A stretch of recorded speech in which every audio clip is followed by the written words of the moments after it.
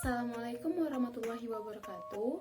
Perkenalkan, saya Titin Anggraini, NIM H44180033, akan mempresentasikan tugas dari mata kuliah Perencanaan Kebijakan Sumber Daya Paralel 1 dengan judul Analisis Upaya Penyelesaian Konflik Hak Kepemilikan Tanah dengan Studi Kasus Kabupaten Manggarai, Provinsi Nusa Tenggara Timur. Latar belakang dari penelitian ini berkaitan dengan status kepemilikan atau property right terhadap setiap objek tanah yang dimiliki oleh masyarakat. Pada kenyataannya, mayoritas masyarakat di Kabupaten Manggarai belum memiliki sertifikat tanah. Hal ini mengindikasikan bahwasannya status kekuasaan masyarakat belum bisa dibuktikan secara hukum. Kondisi ini menyebabkan munculnya persaingan terhadap pemanfaatan tanah di Kabupaten Manggarai. Persaingan ini berujung dengan adanya konflik atau perselisihan yang melibatkan individu, kelompok, atau masyarakat, dan pemerintah setempat. Kasus konflik yang terjadi di Kabupaten Manggarai semakin kompleks. Oleh karena itu, diperlukan adanya upaya untuk menyelesaikan kasus konflik yang terjadi agar masyarakat bisa menjalani kehidupan dengan damai dan aman tanpa adanya bahaya ancaman dan kekerasan. Berdasarkan latar belakang tersebut, maka rumusan permasalahan yang akan dibahas pada penelitian ini yaitu yang pertama, apa faktor yang mempengaruhi terjadinya konflik tanah di Kabupaten Manggarai? Yang kedua, bagaimana dampak yang ditimbulkan dari adanya konflik? Yang ketiga, bagaimana upaya yang dilakukan oleh pemerintah atau stakeholder terkait untuk menyelesaikan konflik yang terjadi? Dengan demikian, tujuan dari penelitian ini yaitu yang pertama, mengidentifikasi faktor-faktor yang mempengaruhi terjadinya konflik. Yang kedua, mengidentifikasi dampak yang terjadi akibat adanya konflik. Dan yang terakhir yaitu menganalisis upaya yang dilakukan oleh pemerintah atau stakeholder terkait untuk menyelesaikan konflik. Metode yang digunakan dalam penyelesaian tugas ini yaitu studi kepustakaan atau literatur review yang diperoleh dari jurnal atau skripsi yang relevan dengan topik penelitian. Sumber yang digunakan diperoleh dari proses pencarian secara online di website seperti Google Scholar dan IPB Repository. Selanjutnya itu penjelasan terkait hasil pembahasan yang dirangkum dan dielaborasi dari semua studi kepustakaan yang telah dikumpulkan. Poin pembahasan yang pertama itu berkaitan dengan faktor penyebab terjadi konflik di Kabupaten Manggarai. Secara umum, konflik di Kabupaten Manggarai disebabkan oleh 3 faktor. Yang pertama yaitu sertifikat tanah yang belum memadai, sehingga klaim kepemilikan belum memiliki bukti yang kuat di mata hukum. Yang kedua, penyaluran kepemilikan tanah yang belum merata. Hal ini menyebabkan terjadi persaingan yang cenderung mengarah pada konflik. Yang ketiga, perbedaan aspirasi atau persepsi terkait pemanfaatan dan penggunaan tanah antara masyarakat dan pemerintah. Kondisi ini menyebabkan terhambatnya pembangunan fasilitas umum di masyarakat akibat kurangnya koordinasi antara pemerintah setempat dan masyarakat. Poin pembahasan yang kedua yaitu berkaitan dengan dampak yang ditimbulkan dari adanya konflik terkait hak kepemilikan tanah di Kabupaten Manggarai. Dampak yang ditimbulkan dikelompokkan menjadi 3 kategori. Yang pertama itu dampak fisik, yaitu adanya masyarakat yang terluka dan bahkan menimbulkan korban jiwa akibat adanya konflik. Yang kedua yaitu dampak ekonomi. Dampak ini timbul karena adanya aksi pembakaran atau aksi perusakan terhadap bangunan atau fasilitas umum termasuk rumah masyarakat. Dampak yang ketiga itu dampak sosial yang ditandai dengan semakin memburuknya hubungan di dalam masyarakat, terutama masyarakat yang terlibat dalam konflik. Pembahasan yang terakhir yaitu berkaitan dengan upaya yang dilakukan oleh pemerintah setempat atau stakeholder terkait untuk menyelesaikan konflik pemilikan tanah di Kabupaten Manggarai.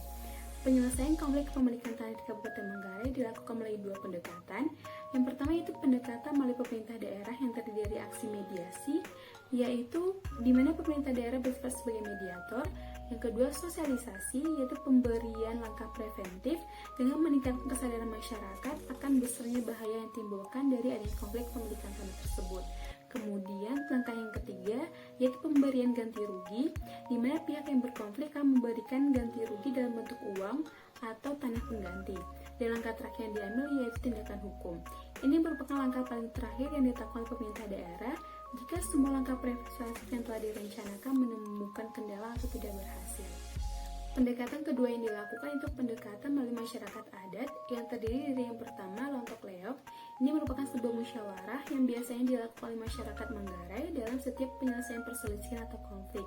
Yang kedua yaitu klarifikasi terkait tanah kepemilikan. Karena secara umum mayoritas masyarakat di Kabupaten Manggarai belum mengetahui secara jelas setiap tanah kepemilikan yang dimilikinya. Kemudian langkah yang ketiga yaitu perjuangan aspirasi dengan melibatkan tokoh politik atau tokoh elit yang secara individu dapat menguntungkan kepentingan orang tertentu. Kemudian langkah yang keempat adalah tindakan hukum. Sama halnya dengan pendekatan melalui pemerintah daerah, Tindakan hukum juga merupakan langkah terakhir yang dilakukan jika seandainya semua rencana atau langkah persuasif yang direncanakan menemukan kegagalan atau kendala. Pada tahap ini kita akan melihat bagaimana implikasi kebijakan, di mana pada proses pelaksanaannya mayoritas upaya yang ditawarkan oleh pemerintah mengalami kendala terkait sifat masyarakat atau karakteristik masyarakat yang memiliki tingkat kesadaran hukum yang rendah. Oleh karena itu, sangat diperlukan kebijakan yang khusus untuk menangani permasalahan ini, sehingga pemerintah dan masyarakat adat sebaiknya saling berkoordinasi untuk membentuk sebuah lembaga khusus yang berfokus pada penyelesaian konflik. Selain itu, pemerintah sebaiknya memfokuskan langkah pada usaha preventif yang mendekati tokoh masyarakat atau anak-anak muda, sehingga permasalahan konflik tanah dapat diatasi sebelum terjadinya konflik dan berdampak besar terhadap masyarakat. Dari penjelasan terkait hasil pembahasan sebelumnya, maka diperoleh beberapa kesimpulan. Yang pertama, ketidakjelasan property right merupakan faktor utama terjadinya konflik tanah di Kabupaten Manggarai. Yang kedua, konflik tanah yang terjadi di Kabupaten Manggarai telah menimbulkan dampak yang cukup besar terhadap masyarakat. Dampak ini dibagi dalam 3 kategori, yaitu dampak fisik, dampak ekonomi, dan dampak sosial. Yang ketiga, upaya untuk menyelesaikan konflik dilakukan melalui 2 pendekatan. Yang pertama itu pendekatan pemerintah daerah, dan yang kedua pendekatan masyarakat adat. Upaya yang dilakukan ini meliputi langkah persuasi dan preventif. Untuk mewujudkan keberhasilan dalam upaya penyelesaian konflik, maka di sini peneliti memberikan beberapa saran. Yang pertama, pemerintah harus saling bekerja sama dengan masyarakat untuk merencanakan upaya penyelesaian dan saling berkoordinasi untuk melakukan pengawasan terhadap masyarakat yang sekiranya tidak patuh terhadap upaya penyelesaian yang ditawarkan.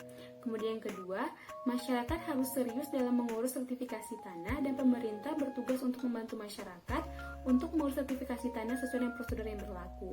Dan saran yang ketiga yaitu kebijakan atau upaya penyelesaian yang dilakukan harus bersifat dinamis. Artinya upaya yang ditawarkan tersebut harus sesuai dengan perubahan yang terjadi di masyarakat, baik dari segi sosial, ekonomi, dan aspek politik lainnya.